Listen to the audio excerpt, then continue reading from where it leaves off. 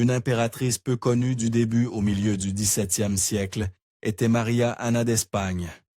Non seulement elle était mariée à un dirigeant important du Saint-Empire romain germanique, mais elle faisait également partie des tristement célèbres Habsbourg, l'une des dynasties les plus puissantes, mais aussi les plus tourmentées de l'histoire.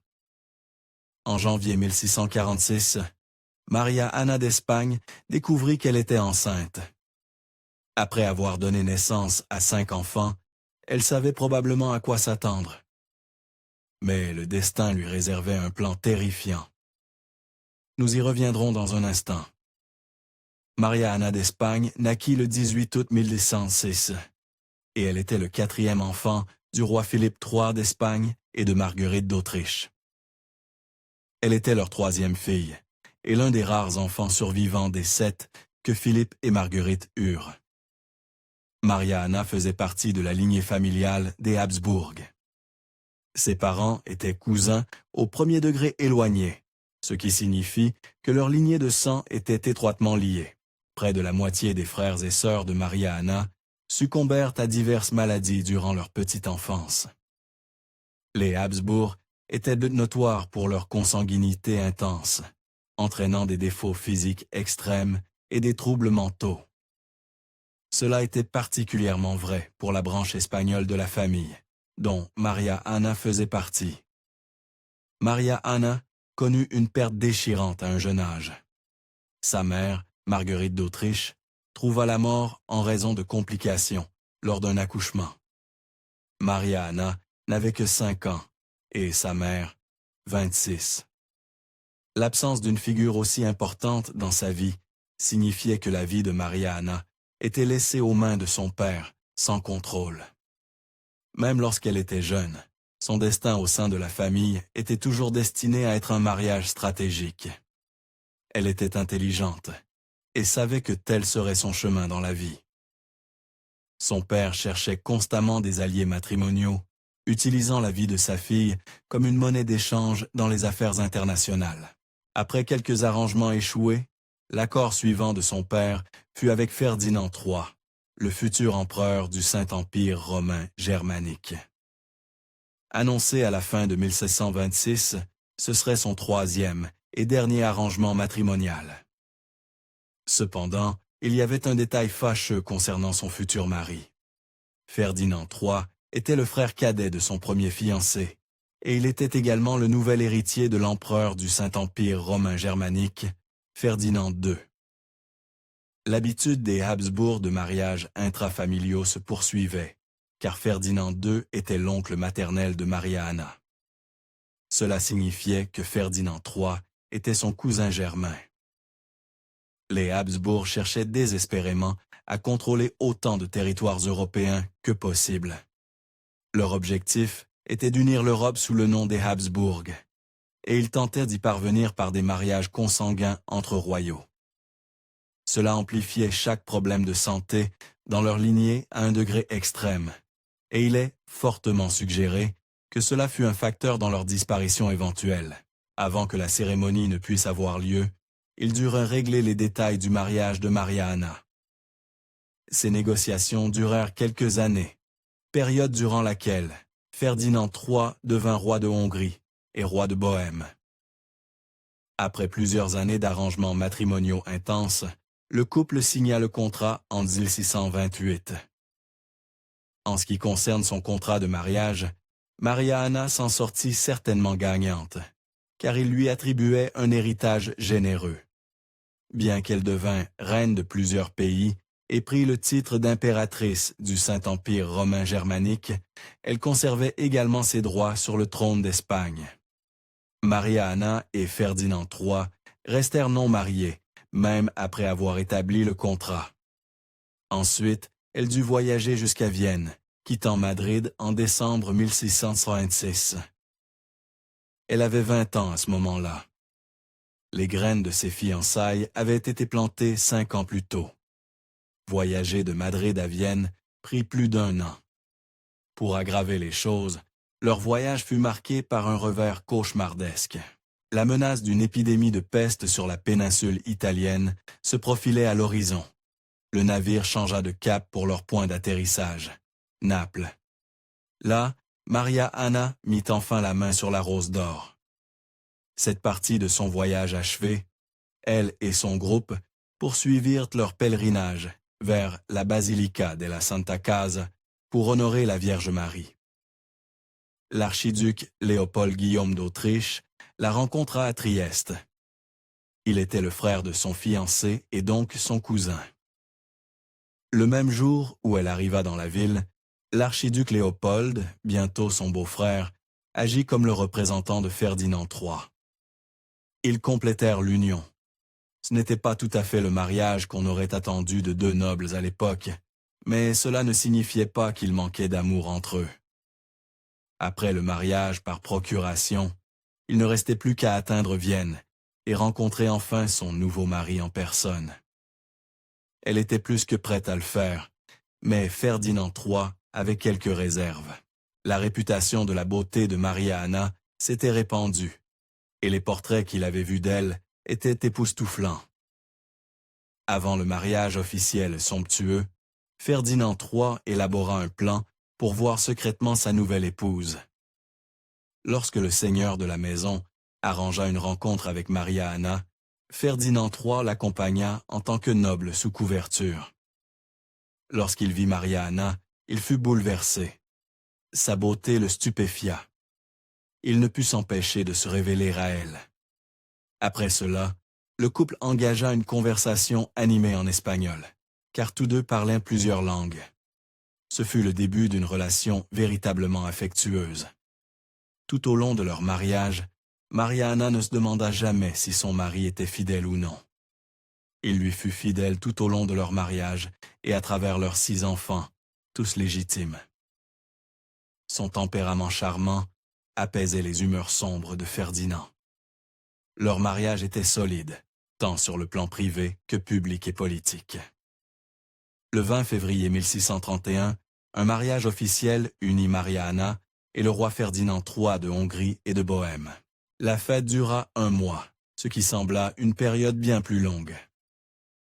Après une année de préparation à l'événement, après 2 fiançailles échouées, des mois de voyage et des années de négociations, Maria Anna était enfin une femme mariée.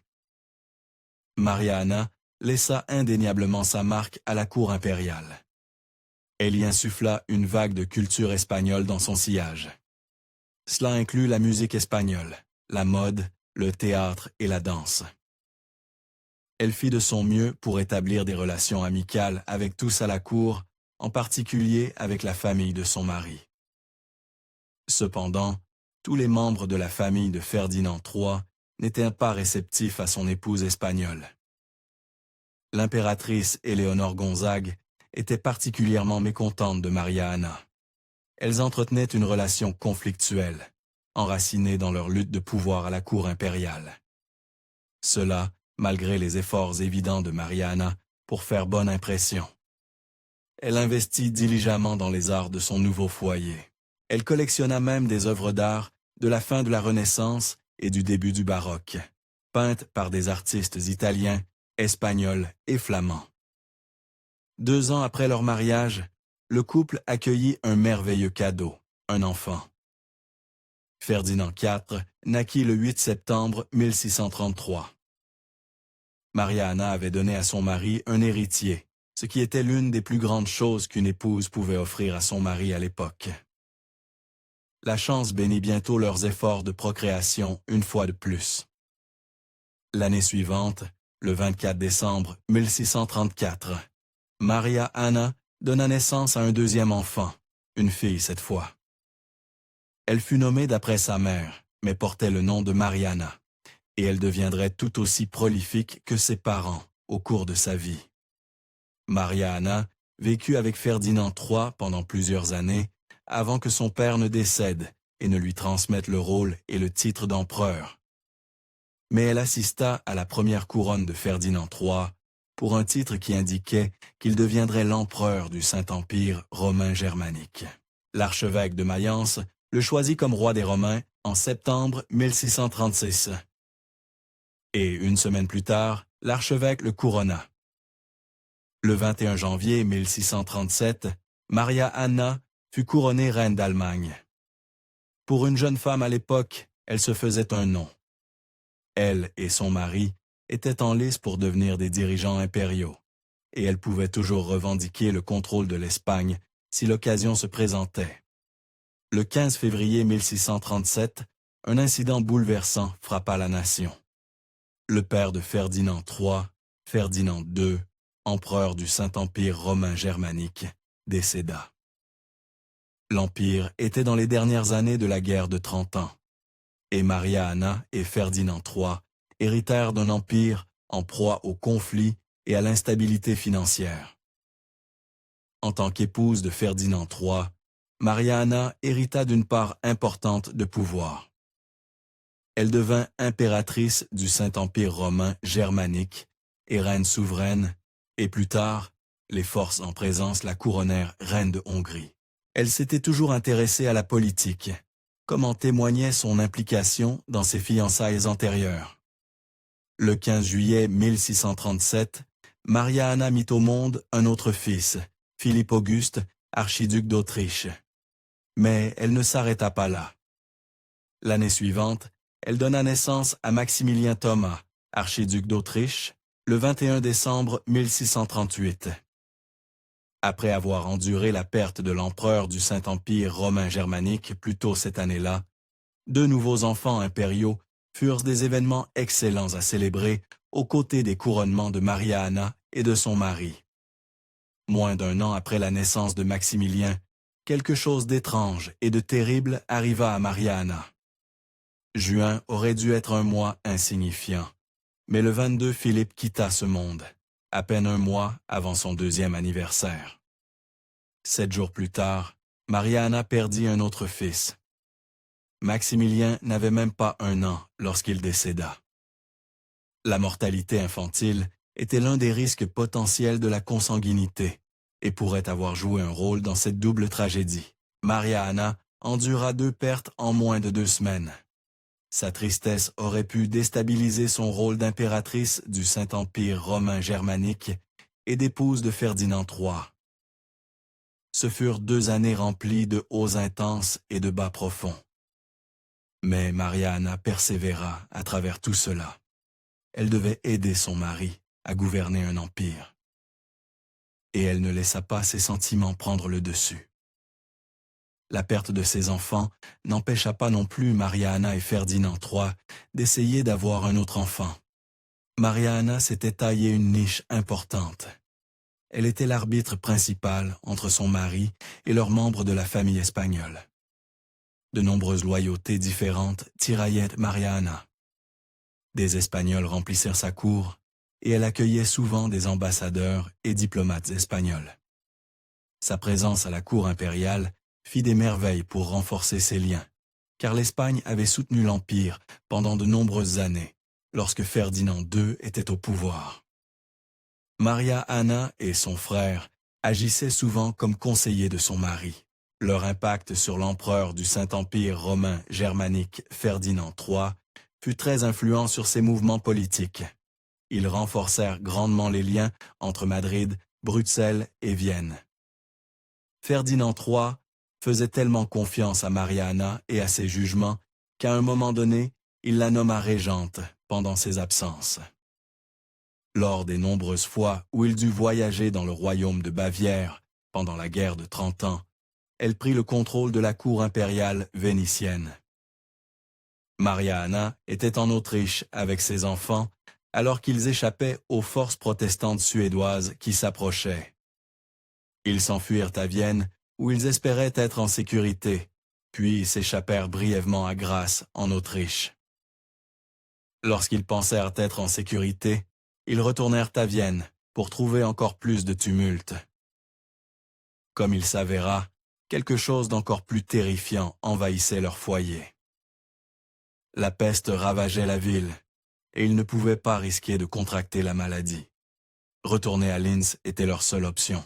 La fin de leur voyage constant aurait pu se dérouler sans encombre s'il n'y avait eu une complication inattendue.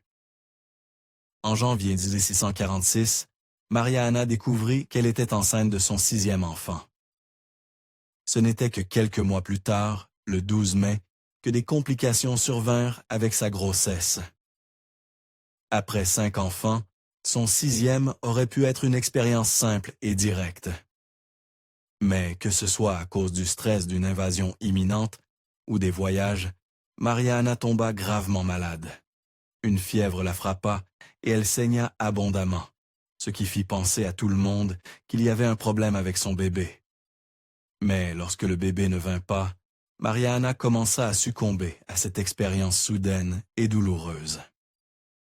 Le matin du 13 mai, Maria-Anna succomba à sa maladie, que certaines sources affirment être une prééclampsie. Avec une grande hâte, l'enfant fut extrait du ventre de sa mère par césarienne. Heureusement, elle était encore vivante, et ils la nommèrent Maria, d'après sa mère. Elle fut très brièvement archiduchesse d'Autriche, jusqu'à ce qu'elle aussi trouve la mort quelques heures plus tard. Maria-Anna et son bébé Maria furent enterrés ensemble dans la crypte impériale, aux côtés de ses fils Philippe et Maximilien. La perte de Maria-Anna dévasta ses enfants et son mari. Ferdinand III fut tellement affecté par sa mort qu'il ne put se résoudre à assister aux funérailles. Ce ne fut qu'à son retour à Vienne, en août, 3 mois plus tard, qu'il put rendre hommage correctement. Malgré le décès de Maria-Anna, moins de 2 ans auparavant, Ferdinand III, âgé de 39 ans, épousa sa cousine de 16 ans, Maria Léopoldine d'Autriche. Ils eurent un seul fils, dont la naissance lui ôta sa nouvelle épouse en 1649. La tristesse de Ferdinand III prit fin lorsqu'il rencontra sa 3e épouse, Éléonore Gonzague, fille du duc de Mantoue. Cette fois, ils étaient nos cousins, au second degré éloigné. Ils eurent nés 4 enfants ensemble, dont l'un mourut en bas âge. La vie de Maria-Anna ne fut pas aussi courte que celle de ses cousins Habsbourg. Elle était intelligente, gentille et belle, ce qui lui valut un grand respect de la part de sa cour et de son mari. Sa mort prématurée fut un coup dur pour Ferdinand III. Ses 3 enfants survivants devinrent des acteurs majeurs du Saint-Empire romain germanique. Sa fille Mariana épousa le roi Philippe IV d'Espagne et donna naissance à Charles II, le dernier Habsbourg à régner sur l'Espagne. Son 2e fils, Léopold Ier, succéda à son mari et devint empereur du Saint-Empire romain germanique. Merci d'avoir regardé History Expose. Si vous aimez découvrir les meilleures histoires de l'histoire, cliquez sur J'aime et abonnez-vous pour continuer à explorer avec nous. N'oubliez pas de visiter notre page principale, Factat,